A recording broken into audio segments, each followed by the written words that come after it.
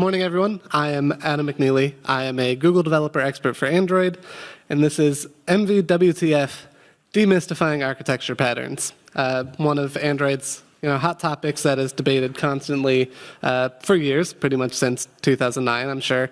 And over that time, no matter how long you've been in Android development, you've probably heard one, if not all, of these buzzwords on MVC, MVP, MVVM, MVI. They're all a mouthful. We're always debating them. And what it does in our industry is it leads to tons of confusion and lots of questions that we all end up facing, like, why are there so many of these?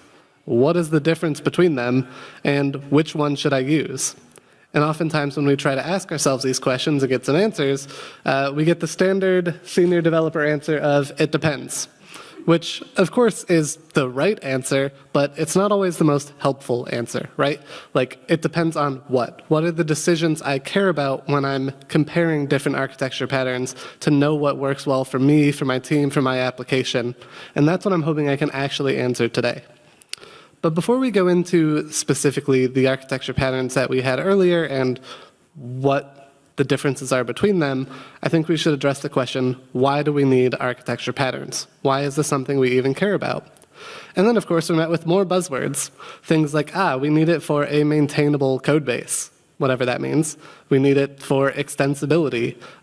We need it to have a robust code base. I always hated this word. The first time I saw this in reference to an architecture pattern, I was like, I don't know what that word means, so I looked it up, and the dictionary definition of robust is like strong and healthy. And I don't know what that means for a code base. And we get things like making our code testable, which is important. We all understand testing has a benefit, but what does it mean for our code to be testable in the first place? So I think these are all good words that when you understand what they mean in the context of an architecture pattern, they make sense, but again, it's confusing at first when you're like, what do I do with any of this information? So I think to discuss architecture patterns, we should start with one simple truth that I know everyone in this room knows, and we all understand and we agree with, but it's often not our starting point when we talk about architecture patterns. So I'm going to say it, and you're all going to be like, this is obvious, but it's something that I think gets lost often in the architecture conversation, which is just that you can't put all of your code inside your main activity, or your fragment, or whatever your main entry point into your application is. Like, we all know this. No one actually builds an app like this. But just to make sure we're all on the same page, let's talk about why we wouldn't do this.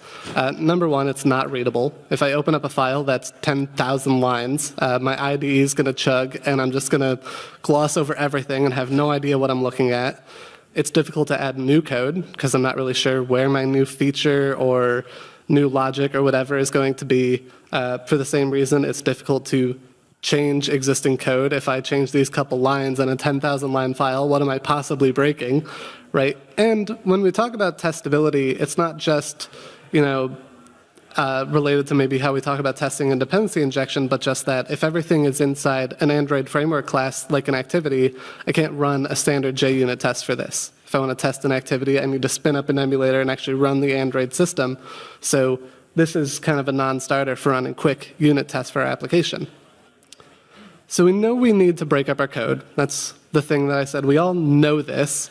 And all an architecture pattern really is a way of defining how we decided to break up our code. So it's kind of a complicated word for a really simple topic. We want to split up our code. What do we need to do to make that happen? And what are some of the different ways we can split up our code to support our applications? So let's explore some options together.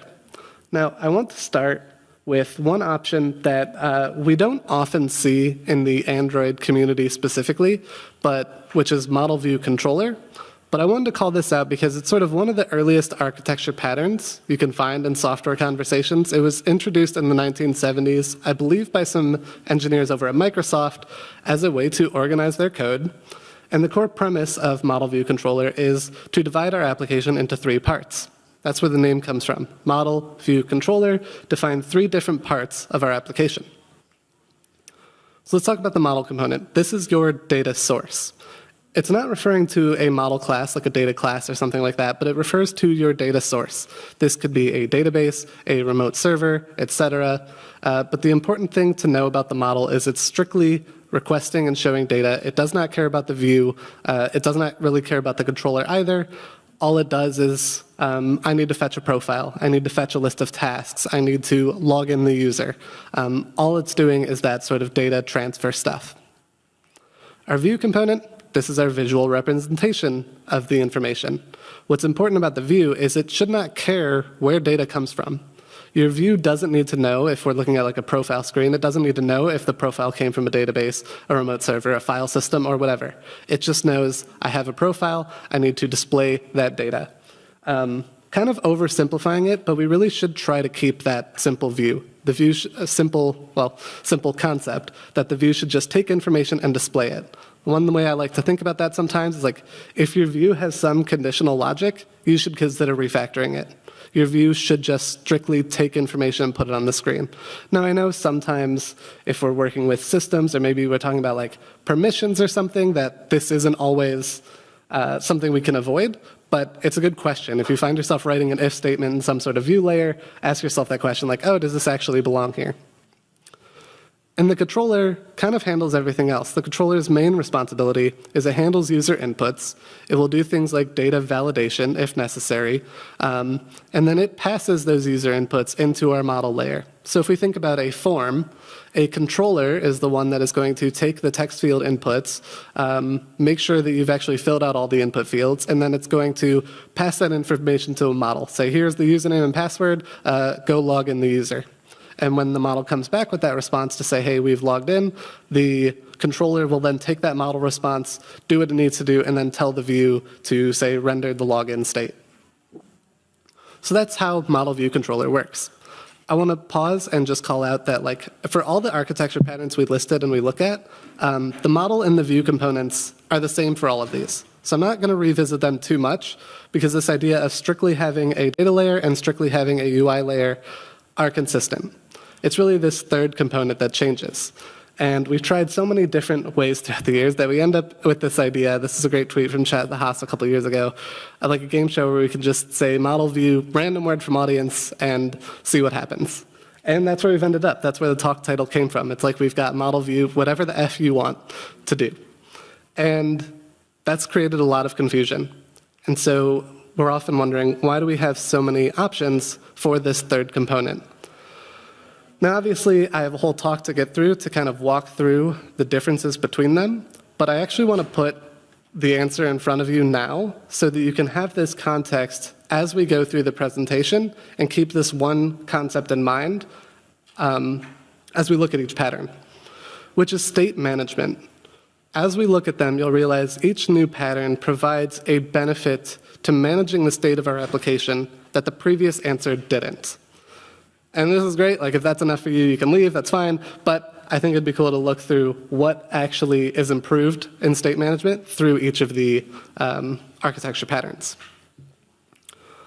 So revisiting model view controller, here's a diagram of what that looks like. On the left, we've got our user. And when it interacts with things, it sends that information to the controller. It sees the information displayed by the view. The controller will tell the view how to render data. And then the controller is the one that has this connection with the model to fetch data, submit information, things like that. Now, I mentioned earlier that historically, we've never really used this for Android development. And the reason for that is if we think about the responsibilities of the controller, which is handling user inputs, and the view, which is rendering information to the user, in Android, that's the same thing. That's your activity, your fragment. You could even think of it as your composable function. Your composable function is what renders stuff. Your composable function also often has callbacks to say the text changed, I clicked on this, whatever else. So this isn't great. We actually lose some of the important things that we wanted earlier. We can't write JUnit tests for an activity. We discussed that, which means we can't unit test some of our UI logic. And we also don't really have a separation of concerns. Model view controller made sense to split our applications into these three specific components, but if two of those components are the same class, I didn't really gain a separation of concerns. So within the Android community, we saw the birth of something called model view presenter, which is very similar to the last pattern, but what we do is we move the presentation logic out of our activity class. And we end up with a diagram that's more like this. the user interacts with and sees information displayed by the view. The view will then tell the presenter of some user interaction. The presenter still tells the view to render data, and the presenter is still the only one that has this connection over to the model class. So maybe reiterating why this is better.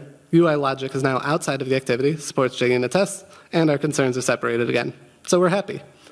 Let's look at a real-world implementation of how we would do this in an Android app. So typically with MVP, we start with something called a contract class. Now you don't have to use this, but this helps with the pattern to define, here are my 3 specific components. I've got some model for, and here we're going to look at a task list screen, something that shows a list of tasks to the user. And so we've got our task list contract. It's got a model, a view, and a presenter. The model component is just going to have one function called getTasks. We're going to make this a suspending function because we can simulate maybe this was a network call or something like that. But that's all it does. It just gets the tasks. Our view only has one responsibility. It's going to render those tasks on the screen. And then our presenter, we've got 2 functions here. View created. This is, you can kind of think of this as a user interaction idea, right? Like when the view is ready to display some information, I'm going to go tell the presenter, hey, the view's created. The presenter is going to do what it wants with that. We also want to tell the presenter when the view is destroyed. As we go a little later, I'll explain why we want to do that in MVP. Let's look at the details. The model, here I'm just going to pretend this is super simple. Let's have an in-memory task repository that returns a sample list of items. Even if this was, say, a retrofit API, a room database, it doesn't really matter. The point is, all it does is get some tasks. And I just want to keep hammering that point. The view, we've got a couple portions of this to look through. So this will be our main activity. Notice it implements task list contract.view, and it will create the presenter.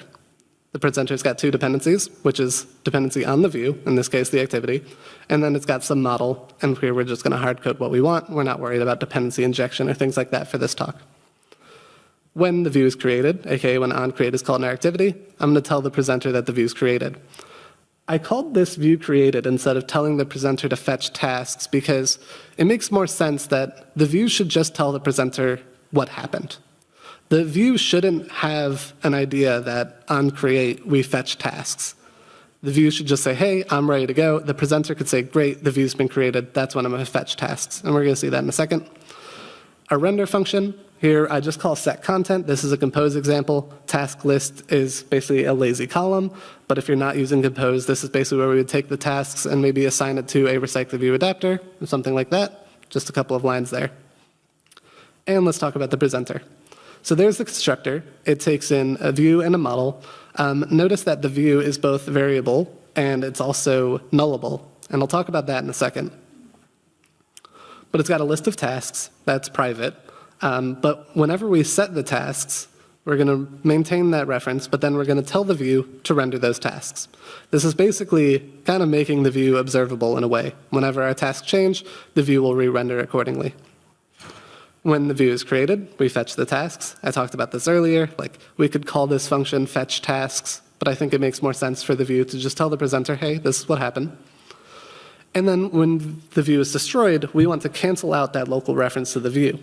Now, this is kind of an Android-specific problem with MVP, which is the idea that, when configuration changes happen in Android, things like our activities get entirely recreated. If I rotate my phone, the activity is recreated, which, as it's designed right now, means our presenter is going to get recreated.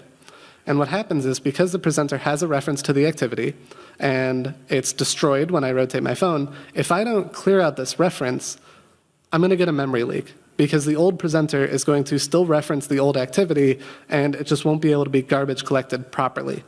So whenever the view is destroyed, we want to remove that reference so that we don't have any memory leak issues by holding on to the activity context.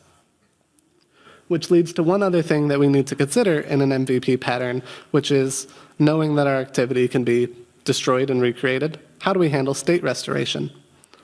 We can do that by adding a couple functions onto our presenter and say, hey, what are my current tasks? And I have a function to restore the tasks. And then I'll use these in the corresponding Android lifecycle methods to save and restore that information. So in onSave instance state, I'm going to throw the tasks into a bundle by just doing presenter.getTasks, right? And then in restore state, I'm going to request the tasks from the saved instance state. If they're not there, or sorry, if they are there, if they're not null, I'm going to tell the presenter to restore the tasks. I didn't include it here, but I would probably put like an else block here and say if the tasks were null, just call view created or proceed as normal. Or maybe a better way is to tell the presenter that the view is created and maybe pass in like an optional list of tasks. Kind of breaking my own rule here. I shouldn't have put an if statement in the view. I should have passed the optional tasks into the presenter and let the presenter decide if it needed to restore state or fetch a new one. But let's recap what we've got so far. Our view, strictly all it does is display data. Our data fetching is all handled by the model. Presentation of data is handled by the presenter. Everything is testable. Everything is separated. State can be fetched and restored as necessary. As far as architecture patterns go, this is great. This accomplishes all of the goals that we set out to do. So now we can answer the question, well, what's different about MVVM? Why did we try to build some new architecture pattern? And it really started around this principle of the idea that like the presenter doesn't need to care about the view.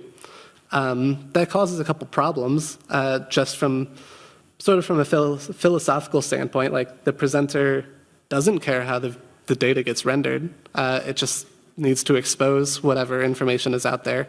And also, what we'll see in a second is because we have that dependency on the view, we have to worry about things like clearing the view out to avoid memory leaks and things like that. It would be better if the presenter really only depended on the things that it needed at any given time. So that's where model view view model comes from. You'll notice this diagram is almost exactly the same as the MVP one, but I want to call out that between the view model and the view, we now have this dashed line where the view is instead going to observe the state. The view model doesn't tell the view what to render. The view model just exposes something. We're going to see an example in a second of a state flow, but this could be like an RX Java like behavior subject or something like that, or live data. We're just going to say, here is what my state is. Whoever's listening can do what they want with it. So let's walk through that implementation. The model, basically the same. When I say this doesn't change much, I mean we no longer have this contract class idea, but we should still use an interface for our data layer in case we ever want to change it or something like that. But the in-memory task service is the same. Our constructor for the view model is a little different than the presenter constructor. So here we don't have any dependency on the view, but we still have a model dependency. Here I call it task repository, but it's basically saying we have a dependency on our model layer. And it exposes a set of tasks as a stateflow object that whoever creates this view model can listen to. And instead of having like a view created function here, I'll just say when the taskless view model is initialized, that's when I'm going to fetch my list of tasks. Small nuance difference. Why in this sort of pattern did we put this in initialize versus a view created function? Why couldn't we have just fetched tasks when the presenter was initialized? The answer is that we could have, but looking at these in the traditional sense, the problem with the presenter, the way we implemented it in this talk, is when the presenter is first initialized, maybe I don't know if the view is actually ready to render tasks. And so I want to wait to fetch them until it does so. With the view model, though, because we're exposing this as a state flow, the state flow is going to hold on to that value until someone subscribes to it. Now, you could take this concept, throw a state flow in like the presenter like we used before, and maybe you could have your presenter do things on initialize. So I just wanted to call out that small difference, but really doesn't change too much. It's basically the same idea. We fetch tasks as soon as we're ready.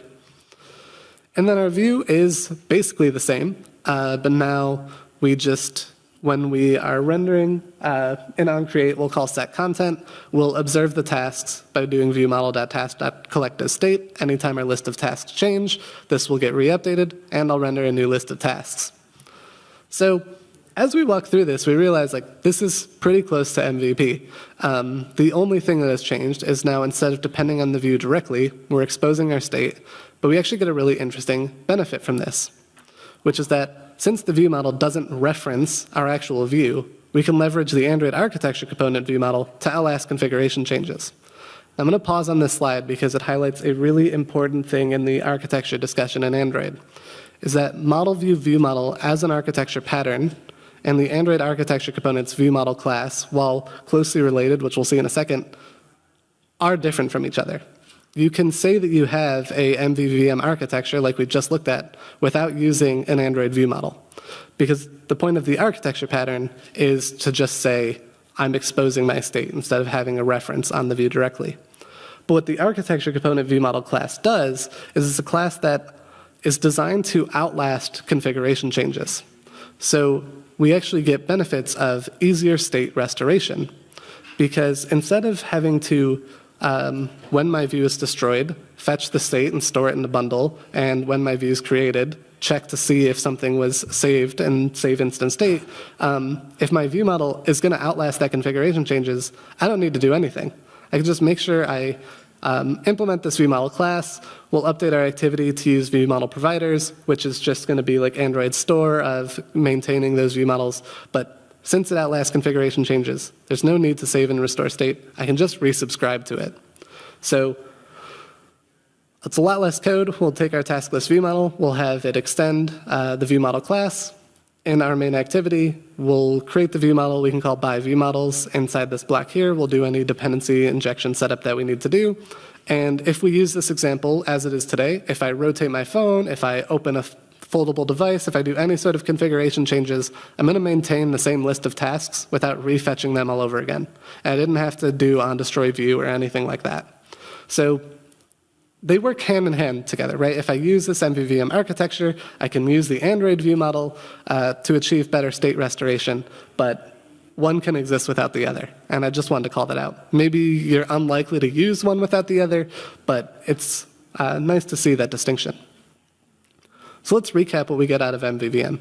We get all the benefits of MVP. We get the testability, we get the separation of concerns, but by decoupling the view and presentation layer, we can get easier support for configuration changes. So this is great. This gets us pretty far as architecture patterns go. And you're probably wondering, well, why isn't this enough?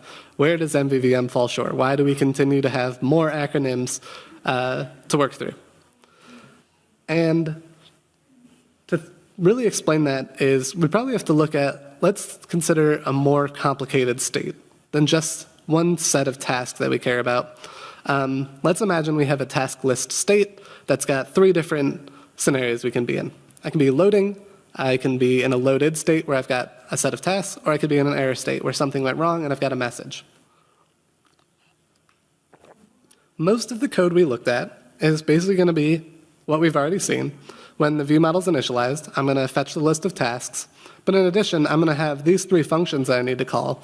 So when I start fetching tasks, I'm going to call showLoading, which is going to set our save value to loading. Then I'm going to fetch the tasks, which gets them from the repository, and if that's successful, we'll set the state value to loaded. But if at any point there's an error, not pictured here as basically like a try-catch block we would have, we will then just go ahead and set the error state. This makes sense. A lot of us in this room probably write applications like this every day and don't think twice about it, but what are the potential risks of methods like this? Now, it doesn't look like much. Each one is 1 or 2 lines. And it's kind of a trick question, because if you've got good manual testing, if you've got good unit testing, you're not going to have a problem building an app like this. But philosophically, there are some problems we could face, which is the idea that like any methods in the class can call them. Set error can be called from anywhere in my viewModel. And if I do this accidentally, I'm going to show an error when I didn't mean to. And again, if we've got good testing, that's not going to happen in practice, but it could, right? And so, kind of reiterating, we can't guarantee they're associated with a specific action or intent, but also we have multiple methods manipulating our state that we have to ensure don't conflict with each other. It would make sense that I would only really load tasks if I was previously in a loading state, for example. I don't have any way to verify that that transition makes sense. So how can we mitigate this risk? Well, we can have one single source of truth for our state, which we kind of have in the viewModel. It's the only thing that can manipulate state. But we keep that source of truth, and we can do this through a single pipeline where any action that the user can take or any view action will make a very specific change in state. And this will make things highly predictable and also highly testable as well. I can test that given some specific input, I should get some specific output, and I can define that for any state change that my application is going to have. And that's where model view intent comes from. Now, model view intent is a little different from the other patterns because unlike the previous patterns, intent isn't referring to a specific third component, but rather the intention of doing something that we want to capture in our state. So with this, the first goal is to make our state changes predictable. Instead of having different functions that are very specifically just going to set our state to whatever we want them to, we want to have a clear path over what is changing state. And we could do that by leveraging something called a state machine. So we'll walk through it line by line, but imagine you've got a state machine. It's got a couple things that we care about. The first thing is some initial state. In our case, that'll probably just be the loading state. And then we can give it an event processor. Now this is basically a Lambda function, but what it does is it takes in a state, which is our current state. It takes in some update event, which is basically our way of saying the user did something or something happened, and given those two pieces of information, it will output a new state. Our state is exposed similarly from the view model. We'll just use immutable state flow, keep a private mutable one, and expose a regular state flow that can't be changed. And then our state machine will have a process event function that will take some state update event, and then it updates our current state by saying, here's my current state. I'm going to get a new state by running the current state and the event that happened through the event processor. It will tell me what our new state should be based on that information, and that's going to get updated to our state machine. So what we get out of this is we can have clearly defined inputs. So I can create a task list state update event that's got 3 specific things that can change our state. I can either set myself into a loading state, I can set a list of tasks that I have, or I can set an error scenario. And we get clearly defined outputs from this. So this might be a little small, sorry, but we'll create our state machine. We give it the initial state that is loading. And then our event processor takes in the current state and the event, and it tells me what the new one should be. So when the event is set error, I'm going to return task list view state.error. When the event is set loading, I'm going to return loading. When the event is set tasks, I'm going to return loaded. This is maybe a more contrived example because I'm still setting the state specifically, but what we can imagine possibly happening here is if my state is represented as a data class instead of a sealed class, inside of here I would have all these like current state.copy functions that would change the specific pieces of information that are relevant for a given event. And now our state machine is our source of truth. Our view model creates the state machine and just exposes the state from that directly. But something's missing here, and that's the idea of side effects. What if I need to do things that aren't directly changing my state, but still need to happen? You may have noticed something we lost in this pattern so far is where the heck are the tasks being fetched from? So we can make some changes to our state machine to support side effects. So there's 2 changes to call out here. At the bottom of the constructor, we see we now have a side effect processor that says, hey, some side effect happened, go do something. Nothing is returned from the side effect, because that's the whole point. It's just an action that needs to happen. But our event processor changed a little bit. We get a state, and we get a state update event, and now instead of just returning a state, I want to return state and side effects. There's basically a combination of some new state and a list of side effects that need to happen. So let's look at this task list flow idea in an MVI structure. So when the view model is initialized, we're going to process the event and say, we're going into the loading state. Over in our state machine, when the event is loading, I'm going to say, okay, my new state is task list view state.loading, plus I've got a side effect to fetch tasks. Back over in the view model, well, still in the view model, yes, but in the side effect processor setup, I'm going to process these side effects. If the side effect is fetch tasks, I'm going to call my fetch tasks function, which we are going to look at in a second. So when we fetch tasks, we're going to launch that coroutine, and we're going to get a state update event. This is where we have a try catch. If I'm able to fetch tasks, then I know my state update event would be to set the tasks. If I have an exception, my state update event is going to be set error, and whatever I get, I'm going to process that through the state machine. And the state machine, this is basically what we're going to see earlier. Based on that event, I'm just going to set the new state. And this idea, pretty contrived to just show fetching and loading a list of tasks, but you can see this would be, we have a lot of benefits we can get out of this. So we can do things like any custom side effects we want, like if we want to log things, but we can also, I don't have it here, but I mentioned the importance of maybe trying to maintain proper state transitions. I could do something like when I'm setting error, I can check that the current state is loading, because that's the only time it makes sense. And if that's true, I will set the error state. If it's not true, I could throw an illegal state exception. Not everyone does this. Sometimes we'll just kind of keep it going so our app wouldn't crash. But if you're in the camp that likes to fail early and actually see these things, you can use the state machine to make sure that your state transitions make sense. So let's recap this. Again, all the benefits of the previous pattern, testability, configuration changes, etc., but now our state management is very clear and predictable. So, is MVI the best we can do? Well, our state management is pretty solid. We have clearly defined inputs, clearly defined outputs. We have full control over transitioning state from one instance to another. But there's still a lot of the alphabet left. And I have no doubts that eventually people will co-op other letters and change this into something new. So I promised a little bit more specific advice on these things. Now you understand the difference between each of these architecture patterns and sort of the benefits that each one can provide. So what do I think you should take away from this? So let's recap Model View Presenter. We get separated concerns and testing support. It's okay for quick prototyping. Like, we have to throw that contract class together, but that doesn't take too long. I can whip up an MVP application pretty quick. Managing state across configuration changes is possible, but it requires a little bit of work. But our state management is unpredictable, like we talked about. Then we can look at Model View Model, and I get the same things, separated concerns and testing support. It's even better for quick prototyping because I don't have a contract class. I can just create a view model class and get started. Can handle config changes easily if we use Android's architecture components that we talked about. But still, our state management is unpredictable. And then Model View Intent, I'm kind of repeating this. It's got the base things. One thing to call out is that it can work with a presenter and a view model. Model View Intent, again, the idea of capturing the intention of doing something, is what we do through our state machine. And I can have a state machine inside of a presenter. I can have a state machine inside of a view model. So it's hard to think of this as sort of a unique architecture pattern and maybe extension of sort of existing patterns that you might already have.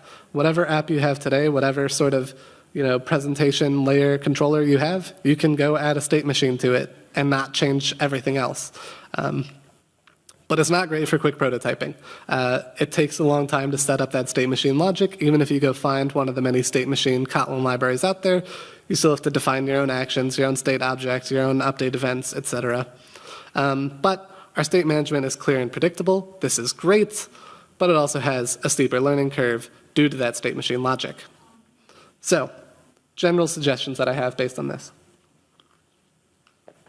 MVP can get you up and running quickly, but due to all the boilerplate with it and the config changes work, I generally don't recommend this. I like talking about it from the historical perspective. I also think if you're maybe an educator, it's a great beginner architecture pattern. It's very clear to see these three distinct components and how they connect with each other. In some ways, that presenter having a dependency on the view helps to see that connection visually. But in general, for scaling, not my favorite recommendation. But MVVM is what I recommend most. It allows for separations of concerns and unit test support without a major learning curve, in my opinion. I hammered the point that our state is unpredictable, and that sounds bad and scary. But again, if you are thoroughly testing user flows in your app, if you've got good manual testing, it's not always going to be a problem. And oftentimes, maybe that trade-off is worth it because if your app does have complex user flows or states, MVI can give you more support for state management, but maybe you don't always need all that. I showed you a very contrived example of fetching and displaying a list of tasks. There was no need for a state machine to do that. The view model support was just fine. But imagine for a moment any screen that, instead of just a task, what if I'm making 4 different API calls? Each one is running on their own, each one could fail, and I care about updating my state as each of them return individually. All of a sudden, I've got, if I've got loading content and error for 4 different things, I've got 12 different functions managing state. And now the room for error has significantly increased, and that's not considering user inputs like clicks, swipes, navigation, etc. So as your app grows in complexity, that is where having a state machine and having clearly defined inputs and outputs could save you a lot of time. But what do I think is most important at the end of the day? Consistency. If especially you're considering an architecture pattern for you and your team, being consistent using a similar pattern across all of your screens is really important because it makes sure you and everyone on your team are always on the same page about how you like to manage data in your applications. But I'm also going to say at the end of the day, be comfortable. Like, use what you as an individual understand. When I have this conversation about MVI specifically, I can say MVI is great because a state machine gives you all that predictability, but there is a steeper learning curve. You have to understand where the actions are going, where the update events are going, how those update events are processed, what are the side effects doing. There's a learning curve to that. And if you look back and you're like, well, that's confusing, I can accomplish the same thing by just managing my state in my view model, and I'm comfortable with that, do it. Don't let me discourage you from accepting that, like, what you know and what you're comfortable working with is totally okay. So, thanks for your time. I hope that was helpful.